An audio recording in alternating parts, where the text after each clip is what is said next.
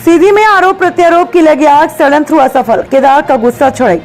सीधी में आगामी विधानसभा चुनाव मामले ने कुछ नेताओं की जीवन भर के राजनीतिक पैठ पर पलीता लगा दिया है। जीवन में सम्मान तथा कमाई गई ख्याति रूपी चार चांद में ग्रहण लगाते हुए गाड़ी की चार पहिए अब आम जनता के बीच पंचर दिखाई दे रहे हैं। भारतीय जनता पार्टी ने दूसरी सूची जारी कर चौंका दिया। सीधी से वर्तमान विधायक केदारनाथ शुक्ला का टिकट कटने पर आरोप प्रत्यारोप की आग जैसे लग गई। केदारनाथ शुक्ला ने आरोप लगाते हुए कहा, उनके साथ बड़ी साजिश की गई है, जिसकी जांच हेतु हाईकमान से निवेदन किया गया है। रीति पाठक पर उन्होंने बरसते हुए कहा, अपने कार्यकाल के दौरान उन्होंने किया ही क्या। इसके जवाब में पत्रकारों से चर्चा करते हुए रीति पाठक द्वारा केदारनाथ शुक्ला के गुस्से को क्षणिक बताया तथा उन्हें अपने पिता के समान मानते हुए उनका आशीर्वाद प्राप्त होने की पूरी संभावना जताई। पत्रकारों के सवालों का जवाब देते हुए उनका टिकट कटने से नाराज सीधी विधायक पंडित केदारनाथ शुक्ला ने कहा, अभी समर्थकों से संयम बरतने की बात कही गई है। प्रस्तुत है पूरी रिपोर्ट। लेकिन मेरा टिकट कटा तो कटा क्यों, इस बात की जांच करने के लिए तो मैंने स्वयं पार्टी नेतृत्व से निवेदन किया है। अब देखिए क्या निर्णय होता है। आप इसको कैसे लेते हैं? षड्यंत्र की सफलता के रूप में लेता हूँ कि कोई न कोई षड्यंत्र हुआ और कोई न कोई किन्हीं अन्य परिस्थितियों से प्रभावित होकर के, अन्य कारणों से प्रभावित होकर के मेरा टिकट काटा गया है।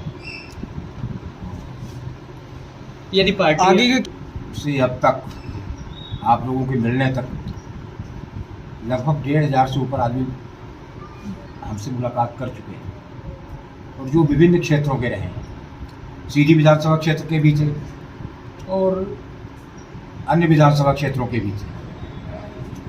मैंने उनके आक्रोश को भाप के मैंने लोगों से निवेदन किया कि आप सब लोग ठंडे दिमाग से सोचिए।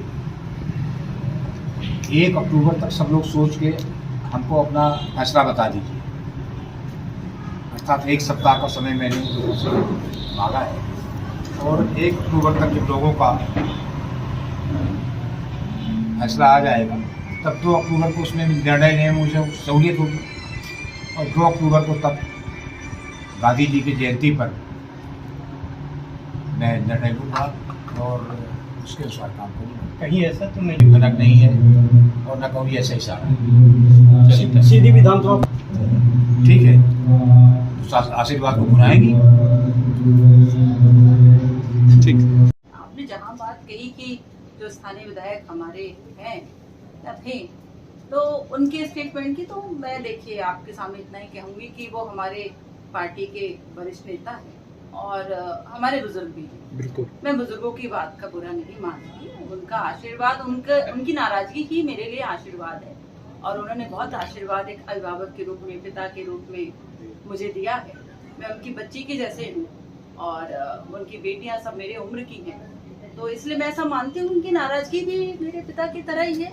मैं उस नाराजगी को स्वीकार करती हूँ और उनका आशीर्वाद मुझे जरूर मिलेगा और ये बस क्षणिक है, फिर तो गुस्सा शांत हो जाना है और पार्टी के साथ आकर विजय दिलाने में उनका सहयोग होना है, ये सुनिश्चित है। विधानसभा से मैं अपील कर पिछले विगत कई पंचवर्षीय से आपकी सरकार रही है, अब इस बार आपको सीधी से टिकट मिला है। जनता के सामने कौन से मुद्दे लेकर के, कौन से विकास कार्य को लेकर के अग्रसर होंगे?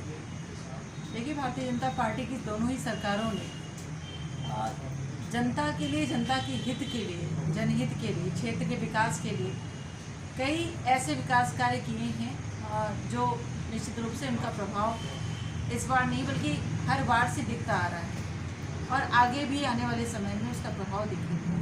लेकिन उनके साथ बहुत सारे विषय ऐसे होते हैं कि जो अछूते रह जाते हैं और चाहे वो स्वास्थ्य हो, चाहे वो शिक्षा हो, चाहे वो आवागमन का विषय हो, चाहे औद्योगिक इकाई को स्थापित करने वाला विषय, ऐसे जो विषय जनता से अछूते हैं, जो विषय जिसमें मूलभूत आवश्यकताओं की कहीं पर पूर्ति नहीं हो पाई, ऐसे विषय को लेकर आगे आने वाले समय